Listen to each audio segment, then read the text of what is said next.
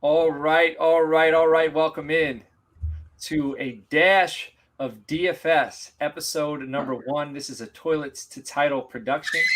And with me, everyone's excited, man. The crowd is going wild in the background right now. I don't blame them at all because it's more Toilets to Titles content. We have it for you. The football season is right around the corner. I mean, it's here.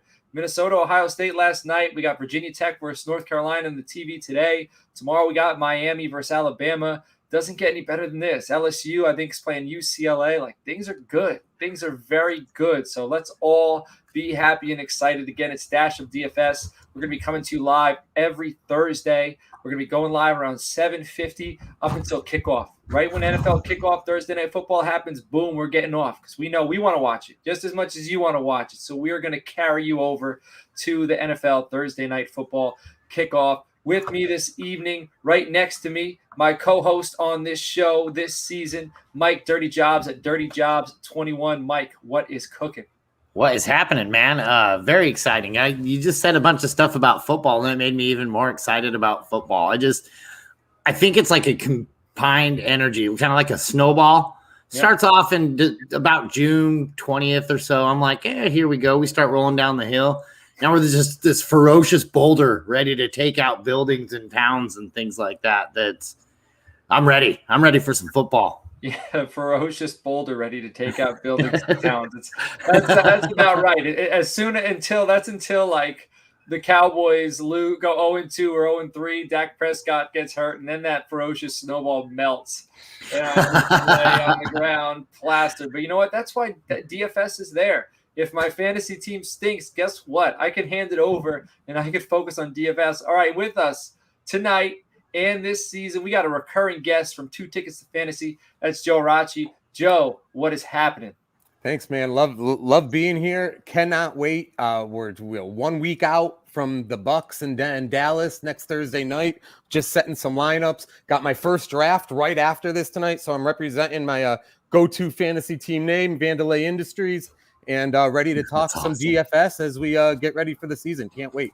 Awesome, man. Awesome. And thanks, Joe, for coming on. Thanks for helping us with this episode and with this show this season. It's going to be a lot of fun. We've been talking in the background for about a month now, getting this thing prepped and this thing planned. And finally, it's no longer just putting pen to paper. Like, this is real stuff. We can put it out there, and football's in a week, baby. It's a beautiful thing. So the ways you can listen to the show. We are on Apple Podcasts. We are on YouTube. We're on Podbean. We're on Facebook. We have 2 Facebook pages, Toilets to Titles, and When a Family Breaks. We're going to try to find a way to combine those so we don't have 2 anymore. Let's just make it 1. But When a Family Breaks is we buy, sell, trade sports cards and memorabilia. So get in there and you can check that out. We're also on Spotify. Regardless of how you are listening, it would be greatly appreciated if you would go to our YouTube channel, which you could find through our Twitter, our Toilets to Titles Twitter. You can find it on there, and hit the like and subscribe button on our YouTube page and the episodes, all that good stuff. Also, if you have Apple Podcasts, it would be greatly appreciated if you threw us a 5-star review.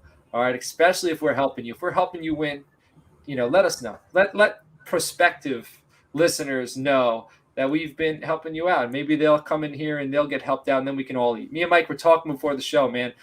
We all need to eat. And that's what we're here for this season. We want to win everybody money. I don't want it all for myself. I'm not a greedy guy. Let's all eat. If you're listening to this show, plates full, tables full, we eat, our families eat, and we enjoy this season. That is what it's all about.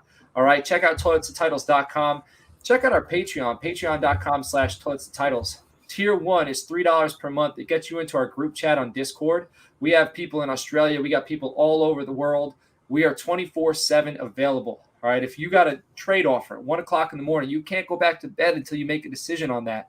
You can throw it in the Discord chat. Hey, guys, this is a trade offer that came up, and we will get back to you, and we'll let you know. And then maybe you can use that to make a decision. That is $3 a month, Discord. That helps us. It helps you. $5 a month is tier 2. It gets you into that chat, gets you into Frankenstein next year, and gets you early access to our waiver wire episodes that Justin Stevens is going to be recording.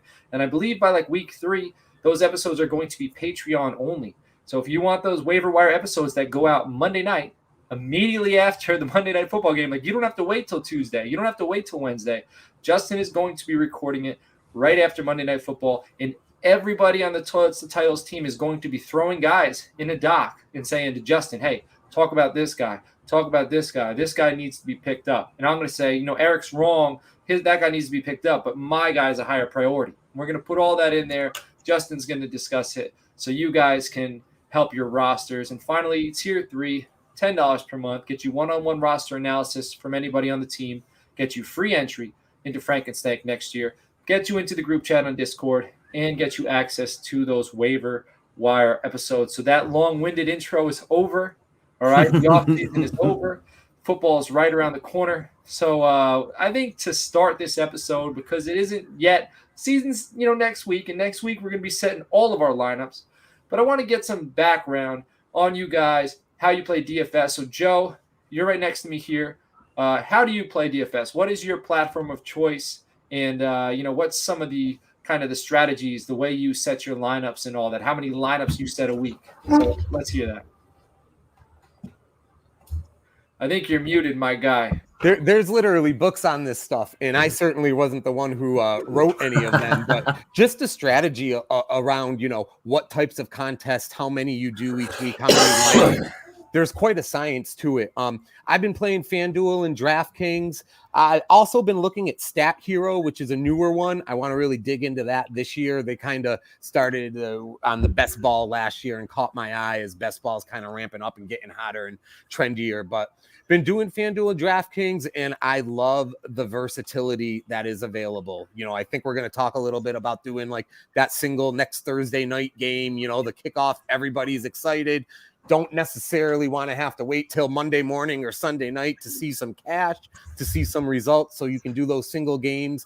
I like that. But then once you get into Sunday, the main 1 p.m. Millionaire Maker, if you're on DraftKings, whatever they're calling the millionaire contest on FanDuel, always do a little action onto those. But the only uniqueness I feel like what I kind of do versus, the people I know is I like those big tourneys. It's your shot to hit big. If you find lightning in a bottle, you have that perfect lineup, can win some life-altering money. So I'm always up for that. But, I like to be on the plus side at the end of the week.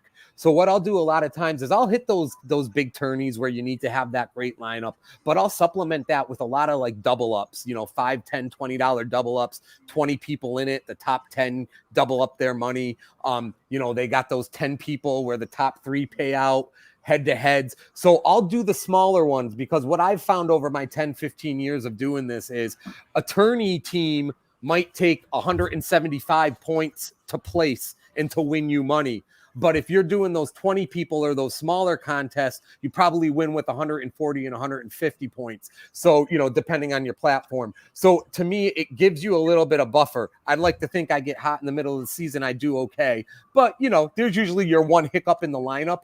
And I feel like those smaller lineups and those smaller contests allows you a realistic opportunity to still cash without having to, really hit it on every single player. So I try to tote the line between the bigger contests and some of those smaller ones.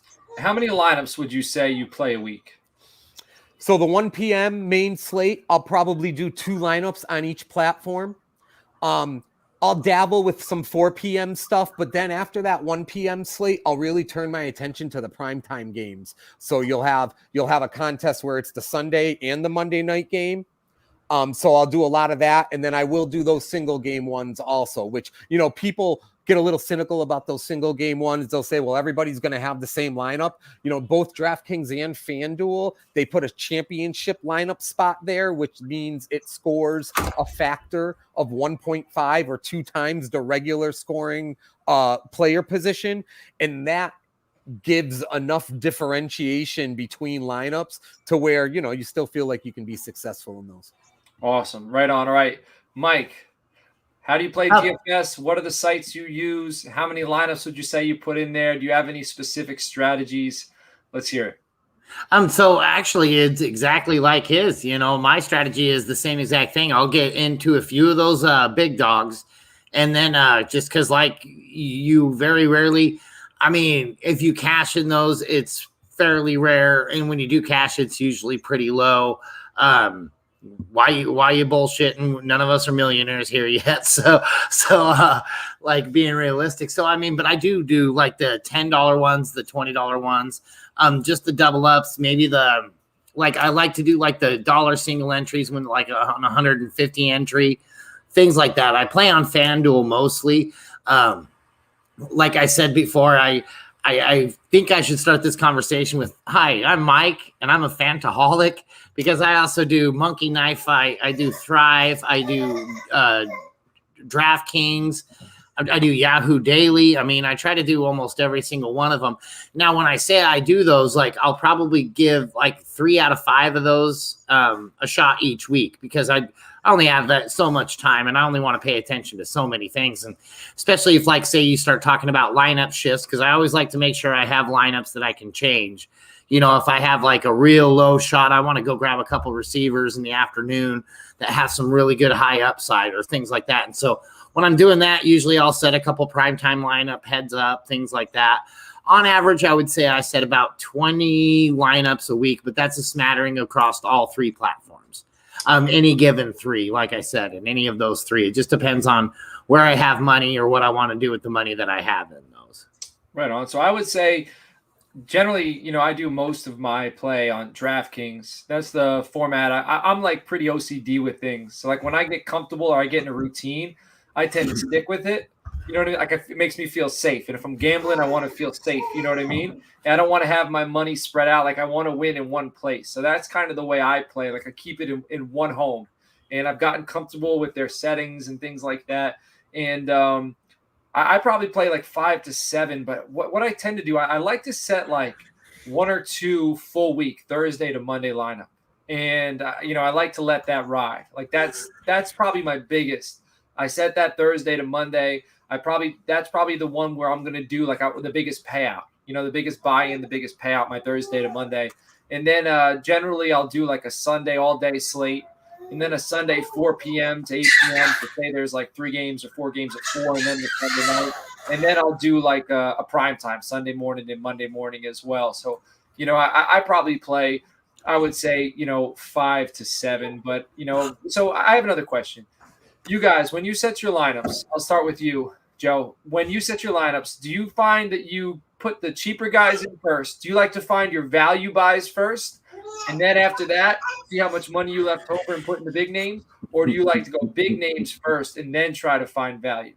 Yeah, I definitely go quarterback first, and then I have an idea of who I feel like for big names is who I want. But I also, you know, on a Sunday morning at 11, you know, the backups that are starting. So, you know, I'll have in my head, what's his name? Tony Pollard's, you know, Ezekiel Elliott's out, Pollard's starting. He's really cheap on both sites. So I know I want to get him in, and then I'll kind of fill in from the back end after that. Right on. But I was going to ask you about the Thursday to Monday. How do you handle questionable guys in game time decisions when you're filling that lineup out on a Thursday? I'm sorry, what was that? How do you handle when you're doing the Thursday night for the full slate all week? How do you handle all of the good players that on Thursday for a Sunday game are questionable in game time decisions? So if you have a Thursday running back that you like, but at the same time, so many of them are Sunday, you don't know what their status is. And I know you can switch it out, but how do you tackle that? Man, I don't know. I guess it's probably a case-by-case basis. I could say, though, it's never something that really stresses me out. Like if I'm uncomfortable with starting a guy, you know, I won't. But if I basically know if I'm going to take a risk on a guy and he's questionable, and, you know, because luckily there's only one game Thursday. Right. So I don't have to worry about it too much. You know, like the meat and the potatoes is Sunday. Now, if there were 4 games Thursday, and say I had to start a guy at running back Thursday because I wasn't comfortable with the guy I wanted on Sunday, it'd be a little difficult. But, you know, it hasn't really been too much of an issue for me, again, just because Sunday is where most of my players are. You know, sometimes maybe I'll put a player or 2 from Thursday night, you know. Yeah. Between the 2 teams, you know, like a lot of times when you see those lineups, people will stack them with the Thursday games. I think just because people are so excited come 8 o'clock on Thursday, which can almost be a competitive advantage for, you know, somebody who's got a little more even keel about the week. Yeah, so I'll find like I'll start the week maybe a little heavy on Thursday, and then I'll weed it out. But I can tell you this, like I'm starting Antonio Brown week 1 against that Dallas secondary. Like the plays are going to be Godwin and Evans and even Ronald Jones I'm hearing buzz about. But I'm going to tell you this. I'm starting Antonio Brown against Dallas next Thursday, hands down. And I might even go with Tom Brady just because that offense is going to, Tom Brady's going to be priced pretty high. He's probably going to be top 8 at that position group, but I don't think Antonio Brown is. But all right, let's carry this over into some of the players. Real quick, can I just add something on to that real fast? The one thing I can say about that is anytime I see like a major shift happen like that, the ownership on that thing is going to be so high. I don't probably want anything to do with it. Like, let's say like in the instance that you're talking about right there, where we got Tony Pollard, right? And Ezekiel Elliott's out on Sunday. Tony Pollard's at 4,500. Everybody's going to buy him. You're going to see that ownership percentage be peaking around 70 to 80%. I don't think the return value is there. I'm likely going to stick with my same lineup. So that's where I'm like, but I also, man, I know I love watching Thursday night football. I hate Thursday night football for fantasy purposes. I cannot stand it. I don't even get into it because that throws my whole week off. If I start cold, I have a miserable ass weekend until Monday. If I start hot, I'm cocky. And then when my team does terrible on Sunday, I start crying on Sunday night. It just never ends well for me. The quality of football sucks on Thursday night too, but I'll watch it every week they give it to me. Actually, like I said, I will watch Monday morning football. If you give it to me at Monday morning, I will watch it. But like I said, I just don't like the fantasy aspect of it. That's the only thing. Stresses me out. Thursday night games stress me out when it comes to fantasy. They stress me out big time. Man, you said Monday morning games. How about we start a petition for an early Sunday morning game every week? Give me all the time. I love that. London game? Give me a 9 a.m. game every week. Yes. Every week. Yes. That's it. Bacon and football. What's that? I said bacon and football. Yes. What more do you want? That's it. Because the build up to the 1 o'clock game, it feels like seconds just drag. Yeah. Seconds and minutes drag. Give me a 9 a.m. game just to carry me over. I'm making breakfast. I'm still getting stuff done around the house, but I have it on in the background, honey. Like, take it easy. Like, give me that, because I can't get anything done anyway between 9 and 1 p.m. because my head is there. So just give me one. NFL, one game, 9 a.m. every single week. I mean, you added a complete another week to the season. You could go ahead and change the schedule and add a 9 o'clock game. And, I mean, what else is on Sunday at 9 a.m.? You're not competing with nothing. You're getting all the views are going to go directly to you. But, all right. Enough about my plea for Sunday 9 a.m. Matt came in here and said the coach is looking smart all of a sudden. Thanks, Matt. I got the specs on, man. I got my specs on this evening. All right. So, guys, I want to talk about some players that we think are going to be early season buys that are going to be their cheapest right now that are going to take off after the first few weeks. So, Joe, you got a list of a few guys. Why don't you go ahead and read those off to us? Yeah, and I'll tell you, man, I will be the first. I will take advantage. Never root for an injury. I will take advantage of them all year long, every week. And, I'll start with James Robinson right there in Jacksonville with the Edmund. I forgot how to Entenmann, whatever. Etienne, Entenmann's, whatever it is. Yeah. With the injury there, and the way Robinson was last year anyway. It was kind of a travesty that he was going to lose a lot of touches. Now he's going to get those back, hopefully with Lawrence, a real quarterback now. They got some weapons on the outside, hoping that offense is at least viable enough where you can count on Robinson to, DFS, get you through on a week. He's going to be cheap at the beginning of the year. If it's a regular league, hopefully he can act like a number 2, number 3 running back. And I'll go right to Baltimore. Secondly, our my good friend, we've all had to stream him over the last couple of years. Gussie Edwards is back in the fold. It's sad. Dobbins, just like the Akers injury in LA, sad injuries, up and coming guys who looked really good last year, looked like they were going to take those jobs over. But give me Gus Edwards. He catches the ball. He's on the field all the time. He's the security blanket there. They feel very good about him, even the last couple of years with competition. He's going to get goal line carries. So those are the 2 cheap running backs right off the bat that I'm looking at. From a wide receiver perspective, CeeDee Lamb, and I don't know if we're going to consider him very cheap. He's certainly, I can't say he's a sleeper necessarily, but he's fairly priced for week 1.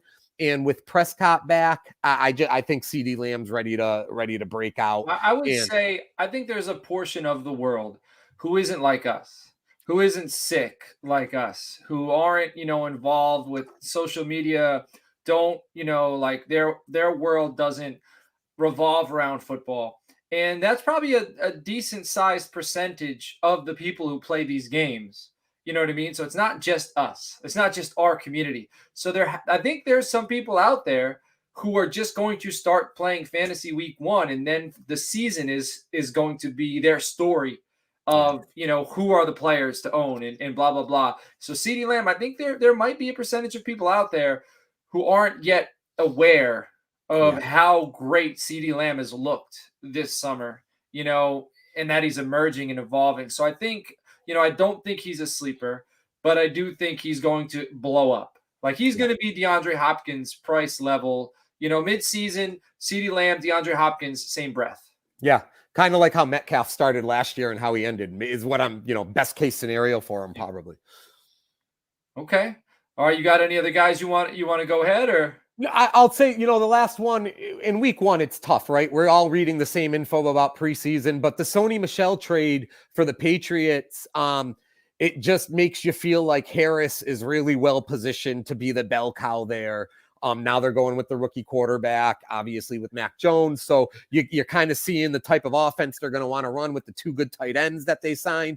So Harris, I'm feeling like, and I've always been a big James White guy fantasy wise. Like when you're in a pinch, you need a guy that's going to get you 10, 12 points. I love me some James White in a PPR specifically. Flex. Yeah, exactly. But Harris, I feel like now positioned to get those 15 to 20 touches, including red zone carries there. I'd keep an eye out on him. Right. So Bill usually like zigs when you think he's going to zag. It's so aggravating. And with a rookie quarterback, I am trained to think what helps a rookie quarterback, a running game. So the world is thinking Bill Belichick is probably going to be run heavy. And I expect that. But I also wouldn't be surprised if Bill Belichick zigs when we think he's going to zag and now he's pass heavy. Like, that would be very Bill Belichick to come out and do that with a rookie quarterback, throwing the ball 30 to 40 times a game, because we would not expect that. Miami's not going to expect that week 1. They don't really have the wide receivers to do that, but you don't know. But now some of the guys that I think are you can always tell it's preseason because people are into New England running backs. It's like, I like running backs from New England, and then like week 3, you're like, oh yeah, no, I'll never do that again. Well, plus the other do it again next year. The other Belichick factor too. If Harris fumbles week 1, you can forget about it. He'll be on a bus by week 2. Yeah. That's right. So get yourself some in regular fantasy. Get yourself some Ramondre Stevenson shares because he's going to have about 3 or 4 weeks where he's just going off. But all right, some of the guys that I'm buying early on, and one of them is Sam Darnold. Carolina, first week, it's a revenge game against the Jets. He's on DraftKings. He's going for 5,000, which has him at the 26th overall quarterback. Sign me up. You got Robbie Anderson, you got DJ Moore, and you have Terrace Marshall, and then you have Christian McCaffrey who could take a 2-yard dump, 80 yards to the house. You know what I mean? And that's not a Toilets and Titles plug when I called it a dump. I mean a dump off. All right, so just a little pass there. All right, but Sam Darnold is a guy like. I'm very interested to see how he does because with those wide receivers, I think he's going to just fall into top 15. I mean, he's priced at quarterback 26. He's going to be top 15. I just think, throughout the season, and there's going to be weeks, I think, where Sam Darnold's going to be, creeping top 10. So I think this is a guy who's going to send. You said James Robinson. I think Gus Edwards and James Robinson. I think in our circle, right in this community, I think there's a lot of people who are onto them. So I think they might be heavily played. But he's priced at running back 13 against Houston, and Houston is awful. So even if everybody's playing this guy, he's going to be a running back 1, and he's priced at an RB2. Raheem Mostert. People are forgetting about him. They're already on board with Trey Sermon. This guy is good for 8 to 10 games of running back 1 production. I'm not going to expect busts out big runs. Yes, I'm not going to expect anything more from him than that. All right, so Raheem Mostert's priced at running back 19 week 1 for $5,800. I said Raheem Mostert is here for a good time, not a long time. All right, so everybody get on board. Let's all have a good time with Raheem Mostert as our running back. And then Laviska Shenault, I was hoping my jersey came in. I'm a Cowboys fan. I love me some Laviska Shenault, man. I ordered a jersey last week, was hoping it came in. It's going to be my Dash of DFS jersey this season because I really think this dude is just going to explode with Trevor Lawrence. He is going to explode. Percy Harvin with Urban Meyer was an absolute problem. Laviska Shenault, I don't think he's as twitchy as Percy Harvin, but I think he's more built for the NFL than Percy Harvin was. And boy, can this dude run. Can he run after the catch? He's got good hands. He can take the top off the defense. And with Trevor Lawrence, it's going to be a show. And he's going against Houston week 1. And Houston is absolutely terrible. My question is it safe to start 2 Jaguars? Is it safe to start James Robinson and Laviska? Maybe week 1. Maybe in that matchup. And I think you're right. And Chanel, he started showing it last year with no quarterback whatsoever. Yeah. Go back, like his film at Colorado, like I say it all the time, man, like it was elite. He was elite. Finally, my final 2 plays, I like T. Higgins from Cincinnati early on. Again, I think people are going to be thinking Boyd, Jamar Chase. I don't think people are going to necessarily know who to start, but he's the guy I'm starting. He's priced at wide receiver 41, so he's real cheap. If you want to throw a star out there, if you want to start a guy like Christian McCaffrey, you can start T. Higgins at 4,700, make some of that money back, and then Kyle Pitts, tight end 8. I know the world is buzzing about Kyle Pitts, but he's priced at tight end 8, and he's going against Philadelphia week 1. Their secondary is awful. Like both teams, all right, if you want to set a lineup from one game, that Philly Atlanta game, give me Calvin Ridley, give me Jalen Hurts, give me Kyle Pitts. Like, let me just load up this lineup with Davis. Guys from this game because it is going to be a shootout. Nobody's playing defense that game. So that's the guys I'm starting. What are you guys' thoughts? Yeah, that game, I agree. And, one of the things about the strategy of how you make your lineup is people do the stacks, right? And I think it's what you're talking about right now. If you feel that good about Ridley in Atlanta scoring, not that you want to start Matt Ryan, but, the right quarterback wide receiver combo, maybe it comes out of that game. Mike Davis, I think, is going to have lots of touches and red zone carries in that game also. To your point, the Philly defense, even in the preseason, has looked disastrous. Yeah, I have 0 Mike Davis. 0. So I'm interested to see. Like, I'll be watching. I have no idea. I have no expectations for Mike Davis. He was hard to ignore when he started last year in Carolina. We'll see, man. I mean, maybe he's going to be successful for somebody, but it won't be for me because I just don't know how to value the guy. Yeah. I don't know how to value him. I like him more DFS on a given week after he's proven himself versus going out and taking him with a 5th-round pick tonight in my league draft. Yes, that's the great thing. Like I can wait till week 2 to start somebody. I don't have to start in week 1. I don't have to buy him week 1. I can wait till he proves something to me. And then go ahead and start them. You do want to be ahead of the curve. That's why we're mentioning guys here that we think are cheaper now than they're going to be. So get ahead of the curve. Get these cheap guys now before they're expensive or before they are more expensive. So, Mike, I see you got some players here as well. So let us hear some guys you were going after week 1. Yeah. So me and you are along the same lines of thinking. Like, as you can tell with the guys I'm talking about, the guys we've all been talking about, I've got like Trevor Lawrence, Raheem Mostert. I really like James Robinson, but I think he's going to be a heavily owned dude come week 1 because I think a lot of people are going to see that. Me and you were talking before the show, and I was saying I think this Houston Texans team might very well be the worst football team I have ever seen, and I'm not even saying that like mean. I just do not see a time or a place where those guys can put any of those things, those pieces that they have together to combine for any kind of competition. I think it's like a Mike Tyson versus 5-year-old. They're going to be teeing off on the face of the Houston Texans all season long. Man, and that wasn't mean. That you were not being mean saying that they suck. No, I was being mean when I told them they were a 5-year-old and Tyson was punching them. I mean, if you were saying it kindly. Yes. You're being blunt.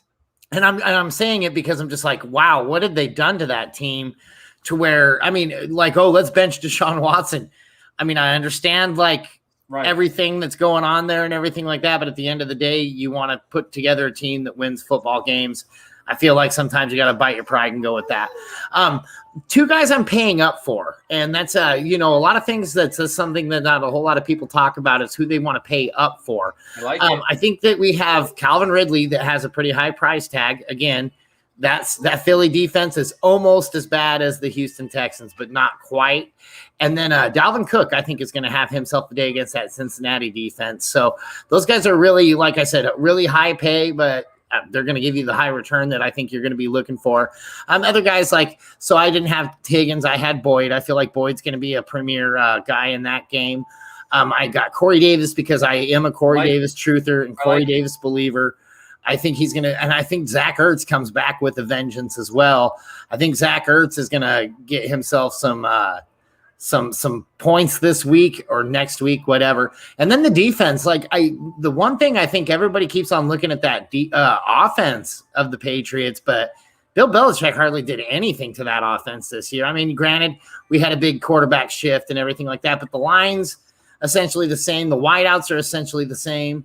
The running back situation is still, to me, is still muddled, but I do really feel like Damian Harris is coming out as quite the front runner there too. But again, preseason, we are wrong. I can just tell you by week 3, I'll tell you we were wrong when we said this week. But that defense, he has really stacked up that defense that has been really nothing but fire for the past few years. And they're very disrespectfully priced. Granted, 4,400 when we're talking about a $5,000 usual cap, maybe 52, 55 on the hotter defenses, but 4,400 for the Pats defense right now on FanDuel. To me, that's a no-brainer. I think that defense is going to be what you watch in New England this year. I think that offense is going to be very slow. I think it's going to be very methodical, really long third downs, really long third down drives, really long drives. They're going to contain the ball.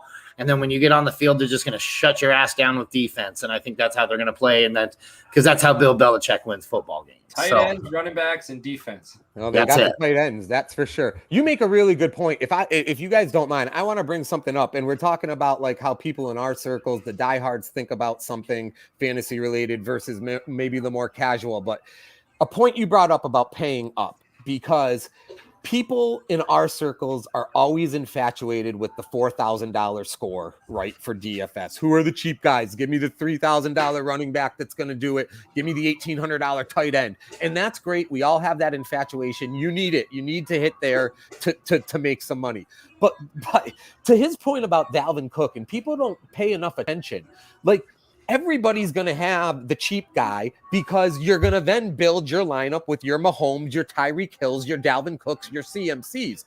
But there's a lot of science there, because if you pick CMC for 10,000 over Dalvin Cook, and Cook goes for 30 that week and CMC only goes for 18, that's no good.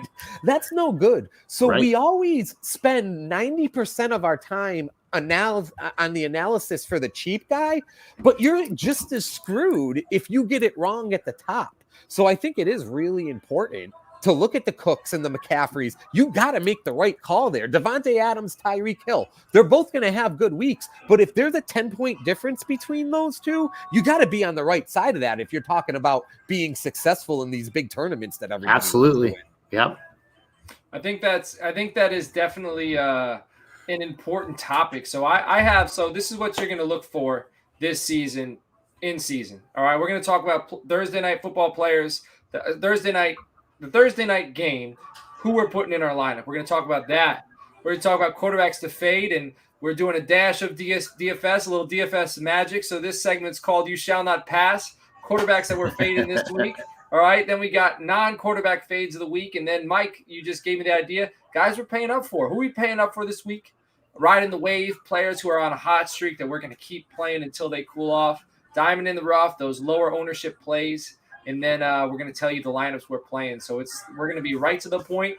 We're going to get you loaded up and ready. I'm actually going to give you a lineup right now. I set my first lineup of the season. So before we wrap this thing up, I'm going to let you guys know my first lineup. So I stayed true to my word. I got Sam Darnold. I got James Robinson, Raheem Mostert, DK Metcalf. I paid up for him. Laviska Shenault, T. Higgins, Kyle Pitts. I paid up for Justin Jefferson. And then I'm starting the Broncos defense against the Giants. So Darnold, James Robinson, Raheem Mostert, DK Metcalf, Laviska Shenault, T. Higgins, Kyle Pitts, Justin Jefferson, and the Denver Broncos defense. So hopefully win me some money. If you guys got some money in your DraftKings account, play that lineup and then reach out to me in 2 weeks and let me know if you won and how well we did. You're going to kick your own ass if you and 5 other people split that $1 million. Yeah. Well, but that's what again, we're doing, though. man. Everybody eats. I love it. We can I split love that it. $1 million. There's a seat at the table for all of us.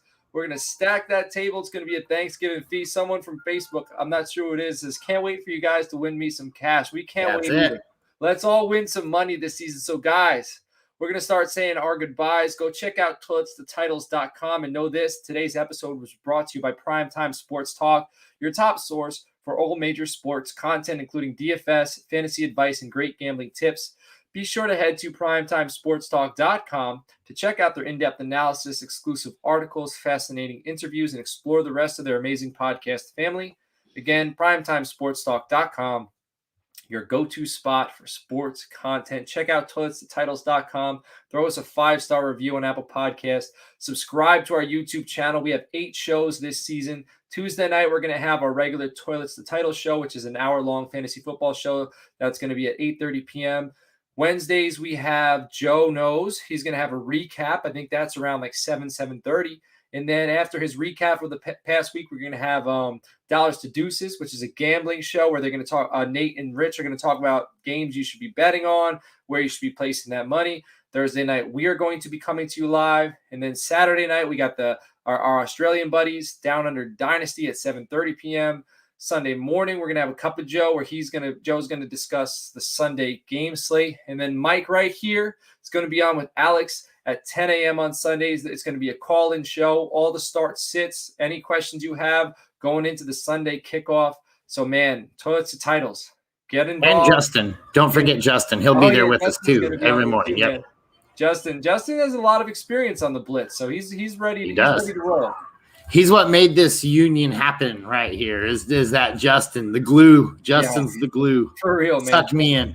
Justin is the glue. So, guys, Joe, for you, from Mike, we're all signing out. We will catch you all later on. I know we're going to get through this week. We're going to get through this week. We got 1 week to go.